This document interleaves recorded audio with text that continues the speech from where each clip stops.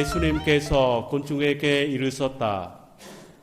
내가 생명의 빵이다.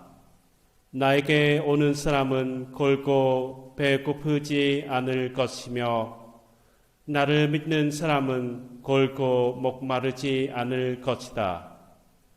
그러나 내가 이미 말한 대로 너희는 나를 보고도 나를 믿지 않는다.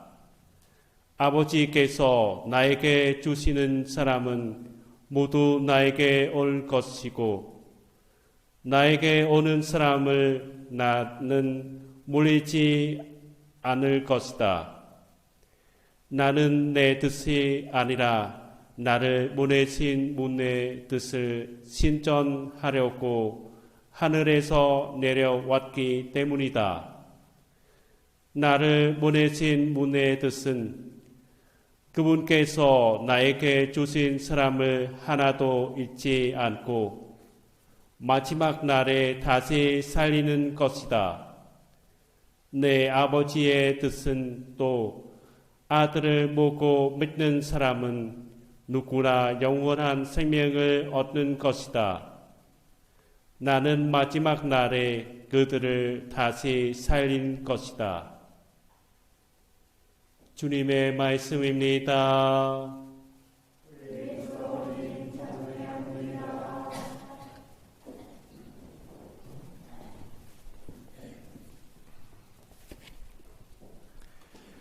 참 예수님, 오늘 예수님께서는 내가 생명의 빵이다 라고 말씀하십니다. 이는 예수님께서 우리의 배고픔을 해결해 주기보다는 우리의 삶 전체를 영원한 생명으로 바꾸어 주신다는 말씀입니다. 이어서 예수님께서는 말씀하십니다. 너희는 나를 보고도 나를 믿지 않는다. 예수님께서 군중을 빵으로 배불리신 목적은 영혼을 살릴 다른 빵을 찾길 바라신 것이었습니다. 하지만 사람들은 빵을 배불리 먹는 현세적인 혜택에만 관심이 있었습니다. 예수님께서 우리에게 빵의 기적을 보여주신 것은 세상의 복만을 찾기보다는 영원한 생명을 찾기를 바라셨습니다. 또 이어서 예수님께서는 말씀하십니다. 나에게 오는 사람을 나는 물리치지 않을 것이다. 예수님께 가는 사람은 예수님께서는 결코 거절하지 않으신다는 것입니다. 예수님께 나아가기만 하면 은총을 주심을 말씀하십니다. 우리 신앙생활 가운데에서도 예수님께 나아가기만 하면 예수님께서는 물리치지 않으심을 볼 수 있습니다.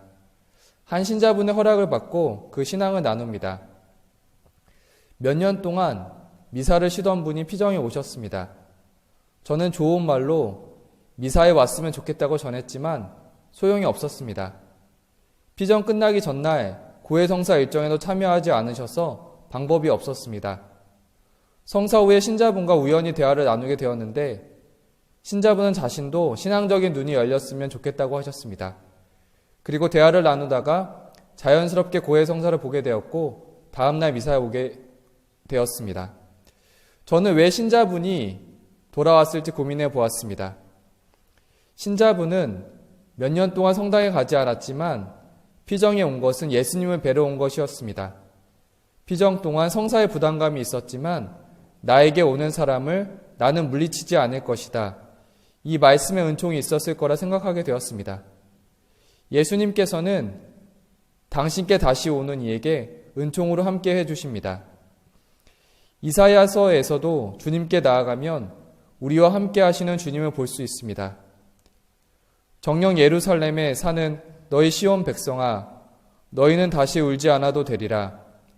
내가 부르짖으면 그분께서 반드시 너희에게 자비를 베푸시고 들으시는 대로 너희에게 응답하시리라. 비록 주님께서 너희에게 공경의 빵과 고난의 물을 주시지만 너희 스승이신 그분께서는 더 이상 숨어 계시지 않으리니 너희 눈이 너희의 스승을 뵙게 되리라.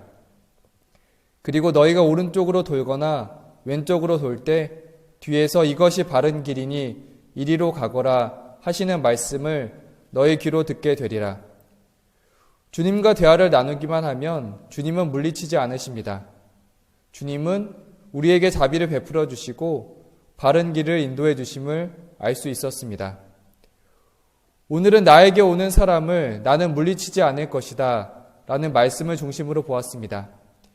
우리는 이 말씀으로 예수님의 마음을 헤아려 보았습니다.